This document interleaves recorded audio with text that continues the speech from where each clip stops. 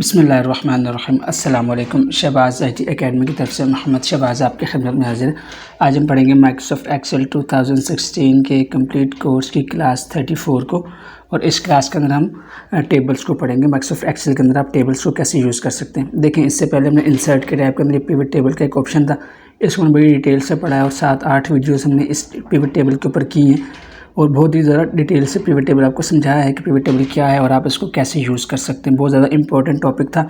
अगर आपने इसको नहीं पढ़ा तो आप हमारे चैनल के ऊपर विजिट करके इसको पढ़ सकते हैं। अच्छा, उसके बाद रिकमेंडेड पिवट टेबल था, ये भी मैंने आपको सब चीज़ इसी के ज़िम्मन में बता दी थी। उसके बाद एक सेकंड ऑप्शन आता है टेबल्स का। देखिए, जैसे माइक्रोसॉफ्ट वर्ड के अंदर टेबल लगाते हैं, एक्सेल के अंदर भी हम वैसे टेबल लगाते हैं, लेकिन एक्सेल के अंदर थोड़ा सा चेंज होता है। अब अमूमन लोग समझते हैं कि जैसे एक्सेल के अंदर, क्योंकि हमारे पास एक शीट होती है जो कि ऑलरेडी टेबल फॉर्मेट के अंदर ही होती है, तो इसमें शायद टेबल लगाने की ज़रूरत नहीं पड़ती, लेकिन ऐसा नहीं है। आपको माइक्रोसॉफ्ट एक्सेल के अंदर भी टेबल लगाने की ज़रूरत पड़ती है। माइक्रोसॉफ्ट एक्सेल के अंदर टेबल लगाने के बहुत ज़्यादा फ़ायदे हैं। इसमें बहुत से कुछ लिमिटेशंस भी होती हैं, लेकिन इसके फ़ायदे बहुत ज़्यादा हैं।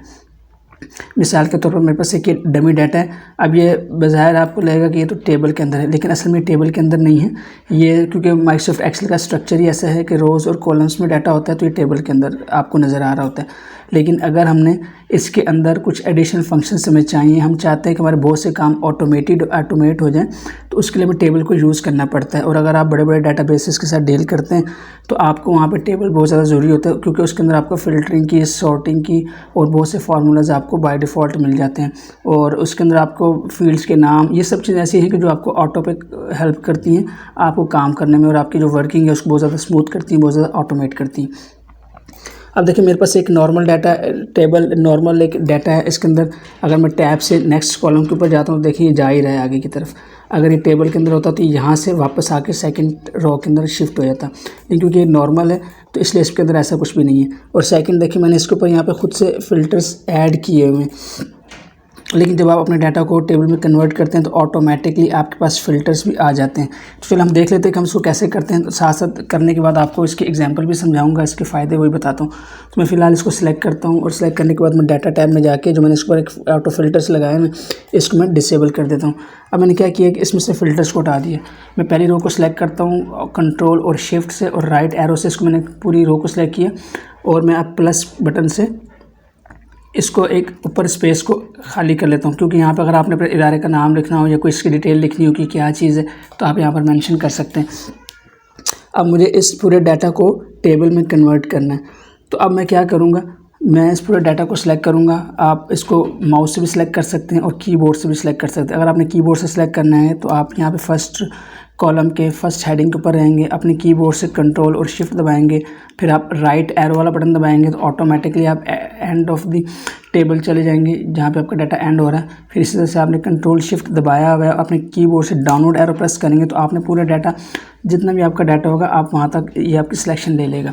उसके बाद आपने क्या करना है, आपने इंसर्ट के टैब में ये थर्ड ऑप्शन होता है टेबल का, आपने टेबल के ऊपर क्लिक करना है, तो आपसे ये एक ऑप्शन आपको ये देता है।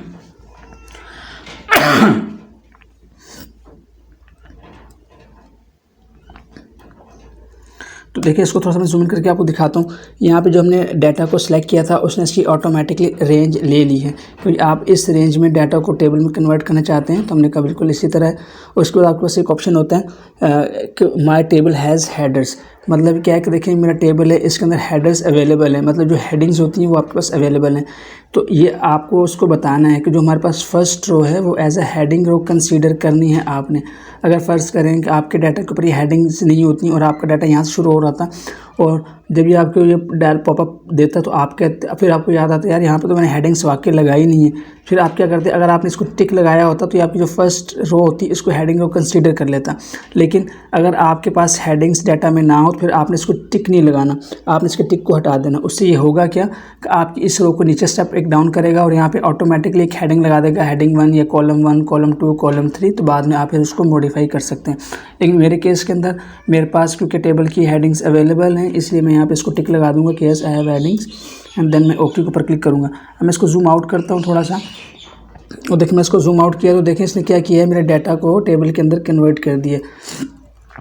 जब इसने डाटा को टेबल के अंदर कन्वर्ट किया है तो आप यहाँ पर देखेंगे कि इसने ऑटो पे फ़िल्टर्स लगा दिए हैं।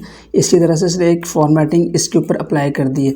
अब अगर आपको ये फॉर्मेटिंग अच्छी लगती है तो ठीक है, लेकिन अगर आप चाहते हैं कि नहीं मैंने इसको इस फॉर्मेटिंग को चेंज करना है या मैं इसको यूज़ नहीं करना चाहता, फिर आप इसको ख़त्म भी कर सकते हैं। मैं कंट्रोल ए करता हूँ, देखें मैं बाहर हूँ और मैं टेबल के अंदर आके किसी भी जगह पर क्लिक करके कंट्रोल ए करूँगा तो वो इस पूरे शीट को सिलेक्ट नहीं करेगा, बल्कि वो इस टेबल के इंटायर डाटा को सिलेक्ट कर लेगा।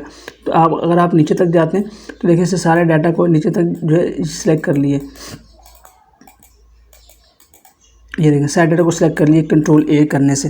तो अब मैं क्या करता हूँ, दोबारा टॉप पे जाता हूँ और मैं यहाँ पर कंट्रोल ए करता हूँ। मैं चाहता हूँ कि मुझे फॉर्मेटिंग नहीं चाहिए। अच्छा, अब एक और चीज़ देखिए, मैं बाहर था तो यहाँ पर देखें आप टैब्स के ऊपर गौर कीजिए। मैं थोड़ा सा जूम इन करता हूँ। अभी मेरे पास जो है हेल्प तक के टैब हैं, डेवलपर टैब है, उसके बाद हेल्प का टैब है और मैं अपने टेबल से बाहर हूँ। जैसे मैं टेबल के ऊपर क्लिक करता हूँ तो आप देखिएगा एक एडिशनल टैब आ जाएगा, जैसे कि आपके पास माइक्रोसॉफ्ट वर्ड में था। तो मैं क्लिक करता हूँ तो देखें आपके पास टेबल डिज़ाइन के नाम से एक टैब आ चुका है। तो अब मैं क्या करूँगा, अब मुझे क्योंकि टेबल से मुतालिक चीज़ों को मॉडिफाई करना है, इसके अंदर काम करना है, तो मैं अब अगर मुझे टेबल के अंदर डिज़ाइनिंग करनी है, इसमें कुछ भी चेंज करना है, तो मैं डिज़ाइन टैब के अंदर जाऊँगा। मैं डिज़ाइन टैब के अंदर जाता हूँ तो सबसे पहले आप लेफ़्ट साइड पे हैं तो देखिए यहाँ पे आपके पास टेबल का एक नाम होता है। जब भी आप एक्सेल में काम कर रहे हैं और आपके पास एक बड़ा डाटा है तो आपने कोशिश करनी है कि हर चीज़ को रीनेम करते जाना है अपने अकॉर्डिंग, ताकि आप जब काम कर रहे हो, जब फार्मूला से डील कर रहे हो, तो आपको पता हो कि कौन सी डाटा में कौन से टेबल किस नाम से अवेलेबल है। तो फिलहाल इसे टेबल 1 रखा है, डिफ़ॉल्ट में टेबल 1 होगा। दूसरा टेबल लगाएंगे उसको टेबल 2 कर देगा। तो ये अपने तौर पर तो यूँ ही करता है। लेकिन अगर आपको पता है कि आपका सेल का डाटा है तो आप इसको सेल्स टेबल रख लें।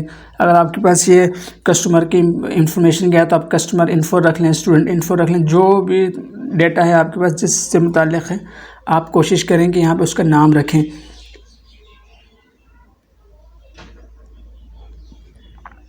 इससे आपको फ़ायदा होता है जब आप इसके अंदर काम करते हैं। लेकिन अगर आप जस्ट एक थोड़ा सा काम करते हैं फिर इसकी ज़रूरत नहीं, इसको आप जो है वो जाने दें। तो फिलहाल अब देखें इसमें, अब मैं इसको इन जो टेबल्स के ऑप्शंस होते हैं इसको एक्सप्लेन करता हूँ थोड़ा थोड़ा।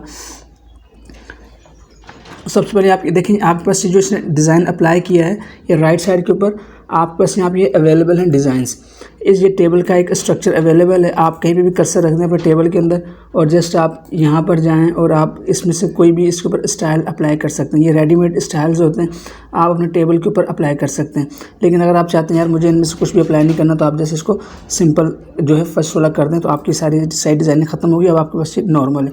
अच्छा, अब जब ये आपका डाटा टेबल के अंदर है, अब देखिए मैं जब टैप करता हूँ नेक्स्ट कॉलम के ऊपर जाने के लिए, तो देखें जिसमें लास्ट वाले के ऊपर जाकर टैप करूँगा तो ऑटोमेटिकली मेरा जो है कर्सर नेक्स्ट रो के अंदर शिफ्ट हो जाएगा।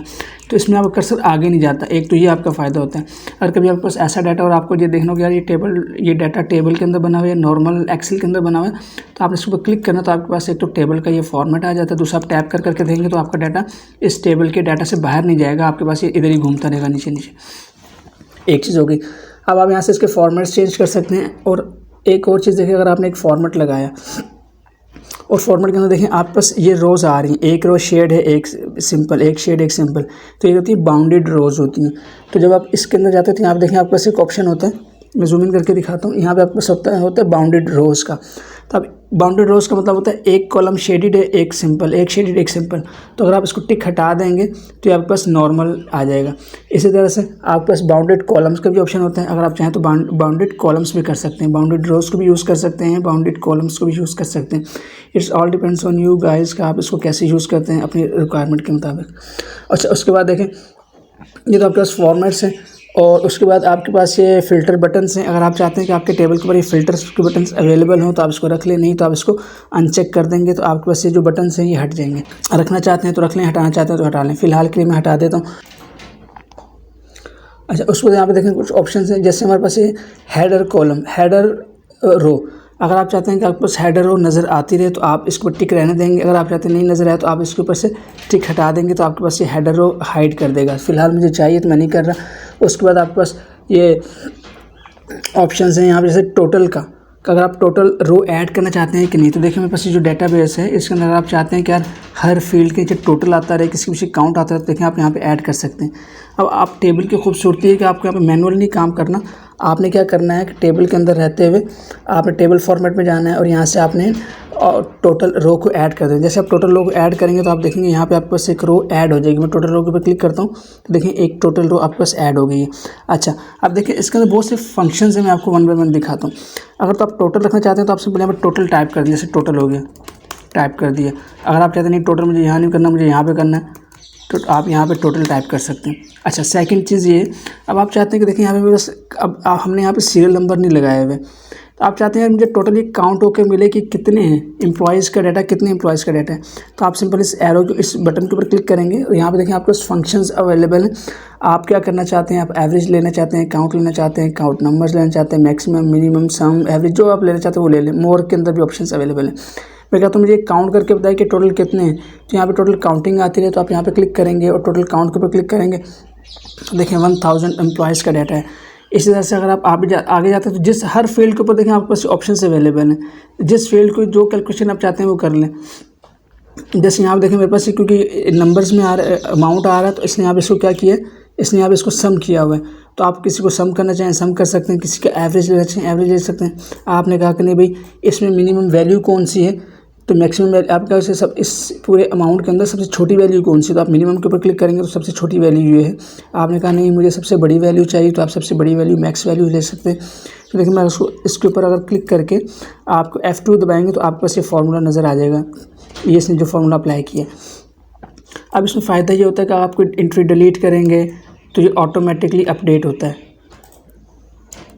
अच्छा सॉरी, क्योंकि ये इसने वो मैक्सिमम वैल्यू की है तो इसलिए मैं इसको अंडू करता हूँ और मैं यहाँ से अगर इसको काउंट कर दूँ, यहाँ पे सॉरी मैं यहाँ पे जाके इसको आप काउंट भी करा सकते हैं और आप इसको सम भी, मैं इसको सम कर देता हूँ।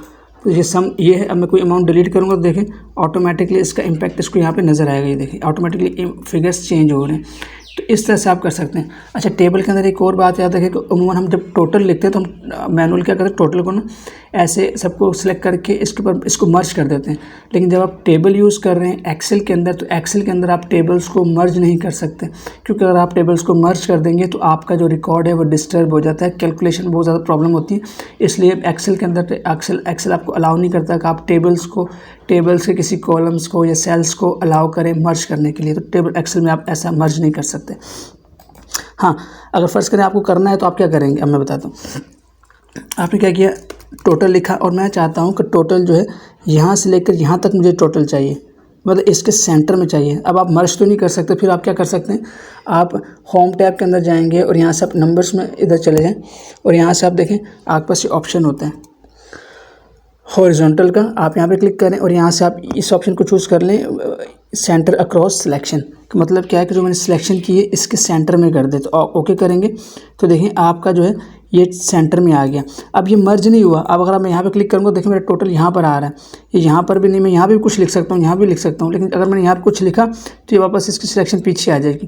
तो अगर आप एक्सेल के अंदर अपने किसी चीज़ को सेंटर में शो करना चाहते हैं, किसी हेडिंग को, तो आप इसको मर्ज नहीं कर सकते, आप इस तरह से इसको यूज़ कर सकते हैं सेंटर करने के लिए। तो उम्मीद ये चीज़ आपको समझ आई होगी।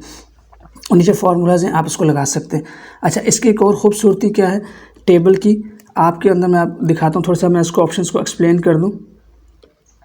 अच्छा, आप दोबारा मैं टेबल के अंदर हूँ और यहाँ पे मैंने टेबल के फॉर्मेट्स को चूज़ कर लिया, टेबल डिज़ाइन को, और यहाँ से आप ले सकते हैं, ये सब चीज़ों को आप यूज़ कर सकते हैं, बाउंडेड को। अच्छा, यहाँ पर ये रख सकते हैं। उसके बाद के पिवट टेबल हमने पढ़ चुके। अच्छा, रिसाइज टेबल को आप यूज़ कर सकते हैं। मैं जूमिंग करके दिखाता हूँ, तो यहाँ पे आपके पास ऑप्शन है रिसाइज टेबल का, आप इसको क्लिक करके इसको रिसाइज़ भी कर सकते हैं। रिसाइज़ का मतलब है अभी आपका टेबल यहाँ तक है, आप चाहते हैं यार मैं इसमें से कम हिस्से को टेबल लेना चाहता हूँ या मैं इसमें कुछ चीज़ों को इजाफा करना चाह रहा हूँ, आपने कहा 2 कॉलम्स मुझे और ऐड करने हैं टेबल के अंदर, तो आप इसकी यहाँ पर क्लिक करके इसको रीसेलेक्ट करके इसको आप दोबारा से जो है ना सिलेक्शन में ले सकते हैं। फ़र्ज़ करके मैंने कहा मैं 2 कॉलम्स और ऐड करना चाहता हूँ, मैं यहाँ से जाऊँगा, यहाँ जाऊँगा, मैं कहूँगा 2 कॉलम्स और ऐड करने, और ये मैं नीचे तक यहाँ तक आ गया कि ये मेरा डेटा है। इंटर करूँगा, ओके करूँगा, तो देखिए इसने क्या किया है, इसने ये 2 कॉलम्स भी ऐड कर दिए इसके अंदर। अब मैं देखिए ये मेरा कॉलम, ये 2 कॉलम्स भी कॉलम्स मेरे टेबल का हिस्सा बन चुके हैं। तो इस तरह से आप अपने टेबल्स को रिसाइज़ कर सकते हैं।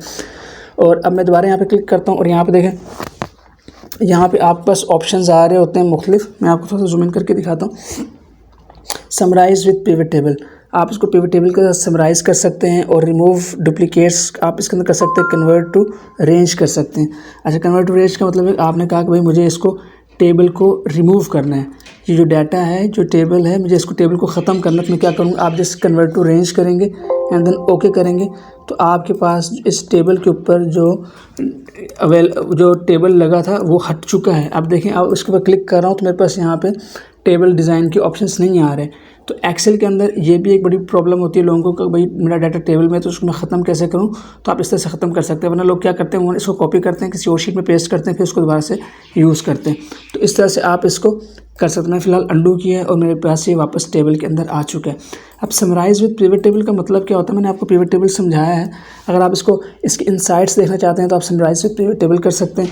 तो आपके टेबल की पिवट टेबल ले लेगा, आप इसी को और आप इसको एक नई शीट पर बना के इसको यूज़ कर सकते हैं। पिवट टेबल मैंने बड़ी डिटेल से समझाया है आपको, अगर आपको देखना हो तो आप वो वीडियोस को देख सकते हैं। नेक्स्ट ऑप्शन होता है रिमूव डुप्लीकेट्स। अगर आपके डाटा में कोई डुप्लीकेट्स होंगी इस टेबल के अंदर तो आप क्या करेंगे, रिमूव डुप्लीकेट के ऊपर क्लिक करेंगे तो ये आपको बताएगा भी आपने किस में डुप्लीकेट को फाइंड करना है। आपने पासकोड में करना है, सिलेक्शन में करना है, जिस आइटम में जिस कॉलम में आप डुप्लीकेट को फाइंड करना चाहते हैं आप उसको चूज़ करके आप ओके करेंगे तो कर देगा। फिलहाल मेरे पास इसमें देखें कहीं भी नो डुप्लीकेट वैल्यूज़, तो इसलिए ये ऐसा कह रहा है कि आपके उसको कोई नहीं है, वरना आपके पास रिमूव हो जाएगा। अच्छा, टेबल के अंदर जो सबसे मोस्ट इंपॉर्टेंट चीज़ होती है जो मैं आपको बताना चाहता हूँ वो है फिल्टर्स, स्लाइसर्स। स्लाइसर्स इंतहाई इम्पोर्टेंट ऑप्शन है टेबल के अंदर, जो कि हम पिवट टेबल में भी यूज़ करते थे, लेकिन ये सेम फंक्शनैलिटी आप टेबल्स के अंदर भी यूज़ कर सकते हैं। अब इसका फ़ायदा क्या होता है, मैं यहाँ पे देखिए मेरे पास यहाँ पे मैं मैनुअल फ़िल्टर्स यूज़ नहीं करना चाह रहा, तो मैं एक तो मैनुअल फ़िल्टर्स को ऑफ़ करता हूँ। जैसे मैंने इस टेबल के ऊपर क्लिक किया है और यहाँ से मैं जाके इसको फ़िल्टर्स को ऑफ़ कर दिया। अब मैं इसको चाहता हूँ कि मैं स्लाइसर्स के जरिए से इसको फ़िल्टर करूँ, तो आप स्लाइसर के ऊपर क्लिक करेंगे सेम एज़ इट इज़ जैसे आप पिवट टेबल में यूज़ करते थे। तो यहाँ पर आप कहते हैं किस फील्ड का आप स्लाइसर लेना चाह रहे हैं, तो आप बता दें भाई मुझे किसका स्लाइसर चाहिए, प्रोडक्ट का चाहिए, रीजन का चाहिए। मैं कहता हूँ मुझे रीजन वाइज चाहिए और मुझे चाहिए अल्लाह भला करे आपका से वो प्रोडक्ट का स्लाइसर। ये 2 स्लाइसर्स मुझे चाहिए, ओके करेंगे तो देखिए आपके पास ये 2 स्लाइसर्स आ चुके हैं। तो आप इसको यहाँ पर रखें, इसको यहाँ पर रखें। अब आप ये देखें, मैं कहता हूँ यार मुझे कीबोर्ड्स देखने हैं, मैं कीबोर्ड्स के ऊपर क्लिक करूँगा तो सिर्फ कीबोर्ड्स मुझे दिखाएगा, ये सारे के सारे कीबोर्ड्स ये मुझे दिखा रहा है। और जब मैं इसको, अब एक और इसकी खूबसूरती ये है कि ये ऑटोमेटिकली जो अपनी टोटल्स लगाए हैं जो आप फील्ड सेलेक्ट करेंगे उसी का टोटल हो जाएगा। अभी देखिए मेरे पास 43495397 है, लेकिन मैं इसको चेंज करूँगा तो ये चेंज होगा। अच्छा, ये कीबोर्ड में मैं कहता हूँ कीबोर्ड सिर्फ ईस्ट में कितने सेल हुए तो आप सिर्फ ईस्ट को चूज़ कर लें, आपका डाटा और फिल्टर हो जाता है। तो इस तरह से आप पिवट टेबल के अंदर आप टेबल के अंदर ये देखिए चेंज हो गया, यहाँ पे क्वांटिटी चेंज हो गई। तो इस तरह से आप क्या कर सकते हैं, अब मेरे पास डाटा बहुत ज़्यादा, आप लैपटॉप्स को आप इस मल्टीपल फ़िल्टर्स करके अपनी वैल्यूज़ को फ़िल्टर कर सकते हैं। यहाँ से फ़िल्टर करने का मकसद ये मतलब बड़ा मुश्किल होता था, आप यहाँ से फ़िल्टर करो फिर यहाँ से करो तो आपको नज़र नहीं आता था किस फील्ड के ऊपर आपने फ़िल्टर लगाया है। लेकिन अगर आप स्लाइसर्स को यूज़ करते हैं तो आपको बहुत ज़्यादा आसानी होती है। आप क्या करते हैं, अपने पास स्लाइसर यहाँ रखते हैं साइड पर, इस तरह से करके मैंने स्लाइसर को डिटेल में डिस्कस किया है अपने पिवट टेबल के सेशन के अंदर, आप वहाँ से देख सकते हैं। तो यहाँ से देखें आप प्रोडक्ट्स को फ़िल्टर कर सकते हैं, ये देखें, और यहाँ से आप रीजन्स को कर सकते हैं। मैंने कहा मुझे प्रोडक्ट सारे चाहिए, मैं यहाँ से इसको अनसेलेक्ट कर देता हूँ, मुझे बस ईस्ट रीजन के अंदर दिखाओ कौन कौन सी प्रोडक्ट सेल हुई। तो देखें अगर क्योंकि आपने ऑटो जो कैलकुलेटिंग रो है उसको आपने एक्टिव किया हुआ है अपने टेबल के अंदर, तो आप देखेंगे कि आपके पास सारी की सारी जो वैल्यूज़ हैं जो यहाँ पे ये जो आपकी टोटल्स हैं ये आपके पास यहाँ पे अपडेट हो रहे होते हैं जैसे जैसे आप फ़िल्टर यूज़ करते हैं। तो ये बहुत ज़्यादा फ़ायदा है टेबल के अंदर अगर आप स्लाइसर्स को यूज़ करते हैं। स्लाइसर्स को जो भी यूज़ है मैंने आपको पिवट टेबल के सेक्शन में बड़ी डिटेल से समझाया, आप वहाँ पे देख सकते हैं और यहाँ पे भी आप इसको यूज़ कर सकते हैं। तो आप क्या कर सकते हैं, आप मल्टीपल अपने टेबल के अंदर स्लाइसर्स को यूज़ कर सकते हैं और यहाँ से आप इसको साइड पे रखें और आपको पता चल रहा होता है भाई आपने कहाँ कहाँ फ़िल्टर लगाया है। रिमूव करना है तो यहाँ पे आप क्लिक करेंगे, सारे फ़िल्टर्स रिमूव। आपने कहा मुझे इसका चाहिए, मुझे इसका चाहिए, मुझे इस रीजन में चाहिए, डबल रीजन में चाहिए तो आप कंट्रोल दबा के 2 रीजन सेलेक्ट कर लें, 2 प्रोडक्ट सेलेक्ट कर लें।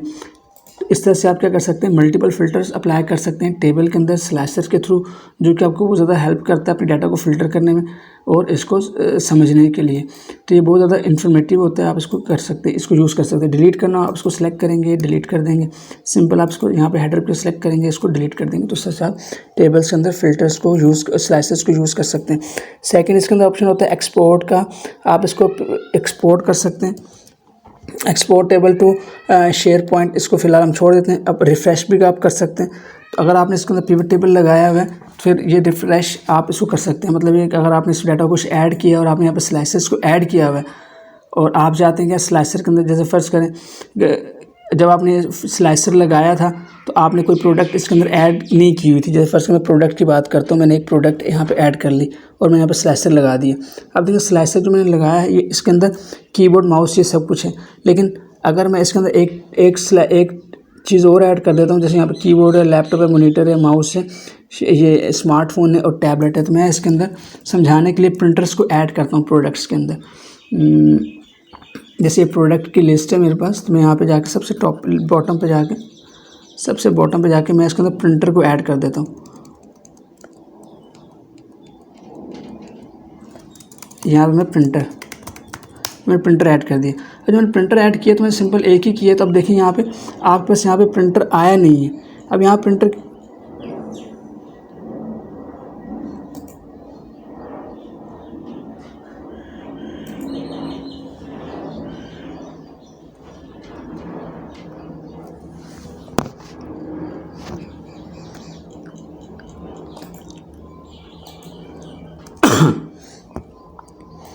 तो इस तरह से आप इसको आगे रिफ़्रेश है तो आप इसको रिफ़्रेश करेंगे। अगर आप कोई चीज़ें इसके अंदर मज़ीद ऐड की हैं तो आप इसको टेबल को रिफ़्रेश कर सकते हैं। अगर आपने स्लाइसर लगाया हुआ कोई इसमें डाटा को अपडेट किया तो आप इसको क्या कर सकते हैं, रिफ़्रेश करेंगे तो आपके स्लाइसेस वगैरह अपडेट हो जाएंगे। तो ये रिफ़्रेश का टेबल रिफ़्रेश किया। अगर आपने मतलब आपने जो इसको जो समरी की है आपने, इसके अगर आपने पिवट टेबल के थ्रू से इसकी समरी की है, इसको समराइज़ की है, आपने पिवट टेबल लगा दिया, तो फिर आपके पास आपने इस मेन डेटा के अंदर चेंज किया और आप क्या चाहते हैं कि उसका इम्पैक्ट आपको पिवट टेबल के अंदर भी नजर आए, तो उसके लिए आपको इसको रिफ़्रेश करना पड़ेगा। तो इस तरह से आप रिफ़्रेश कर सकते हैं। और ये सब के सब ऑप्शन हैं टेबल के जो कि आप यूज़ कर सकते हैं। तो उम्मीद है आपको ये समझ आई होगी कि आप इस जो टेबल के ऑप्शंस होते हैं इनको कैसे यूज़ कर सकते हैं और कैसे आप इससे फ़ायदा उठा सकते हैं। बहुत ज़्यादा इंपॉर्टेंट ऑप्शन है। अगर आप इसको यूज़ करते हैं अपने टेबल्स के अंदर, एक्सेल के अंदर, तो आपको बहुत ज़्यादा फ़ायदा होता है। अब एक और चीज़ देखिए इसकी खूबसूरती क्या है। अब मेरे पास देखिए यहाँ पे हेडिंग्स यहाँ पे लगी हुई हैं और टेबल की खूबसूरती है, जैसे आप अगर डाटा बड़ा है तो आप जैसे नीचे मूव होंगे। अब देखिए अभी टॉप पे भी मेरे पास ABC लिखा हुआ है कॉलम्स के नेम, लेकिन अब मैंने क्या किया, मैं जैसे अपने डाटा में नीचे मूव करता हूँ तो ऑटोमेटिकली मेरी हेडिंग्स, जैसे हेडिंग छुपती हैं वो अपने कॉलम्स के ऊपर उसको शो करते हैं। तो इससे आपको एक ज़्यादा फ़ायदा होता है कि आप जब नीचे जा भी रहे हैं तो आप एंड पे भी चले गए। देखिए 1000 एम्प्लॉयज़ का डाटा मेरे पास यहाँ पे अवेलेबल है। तो आप जब यहाँ पे जाते हैं तब भी आपको टेबल के अंदर होंगे तो आपको ये बताएगा भाई कौन सी फील्ड का क्या नाम है। तो इस तरह से आप इसको नाम को देख सकते हैं। वरना हमें क्या करना पड़ता है, अगर हमने टेबल ना लगाया हो तो हम अपने रो को यहाँ पे जाते हैं और हम इसको फ्रीज़ करते हैं। हम क्या करते हैं, व्यू में जाते हैं और व्यू में जाने के बाद इसको फ्रीज़ पैन करते हैं ताकि हमारी हेडिंग्स को फ्रीज़ यहाँ पे हो जाए और ये ऐसे टेबल नीचे मूव करता रहे। लेकिन अगर आप इससे बचना चाहते हैं और आप चाहते हैं कि आपकी हेडिंग्स आपको नज़र आती हैं तो उसके लिए आप अपने टेबल के अंदर अपने डाटा को यूज़ करें ताकि जब आप नीचे मूव करेंगे तो आपको इस तरह से टेबल्स की फील्ड्स भी नज़र आती रहेंगी। तो उम्मीद है ये चीज़ आपको समझ आई होगी और आपने सीखा होगा कि आप एक्सेल के अंदर टेबल्स को कैसे यूज़ कर सकते हैं, इसके मुख्तलिफ ऑप्शंस को, मुख्तलिफ टूल्स को, मुख्तलिफ फंक्शंस को कैसे यूज़ कर सकते हैं। और अगर आप टेबल यूज़ कर रहे हैं तो आपने क्या करना है, ये कैलकुलेटिंग वाले फील्ड के ऑप्शन को रोक कर लाजमी यूज़ करें। इससे आपको बहुत ज़्यादा फ़ायदा होता है। जब आप इसको सॉर्ट करते हैं स्लाइसर के थ्रू तो आपकी जो एट द एंड ऑफ जो कैलकुलेशन होती है तो ये बहुत ज़्यादा आसान हो जाती है। इससे आपको बहुत ज़्यादा हेल्प मिलती है। तो इंशाल्लाह आपसे नेक्स्ट वीडियो मुलाकात होती है। तब तक के लिए इजाज़त दें। अस्सलाम वालेकुम वरहमतुल्लाहि वबरकातुहू।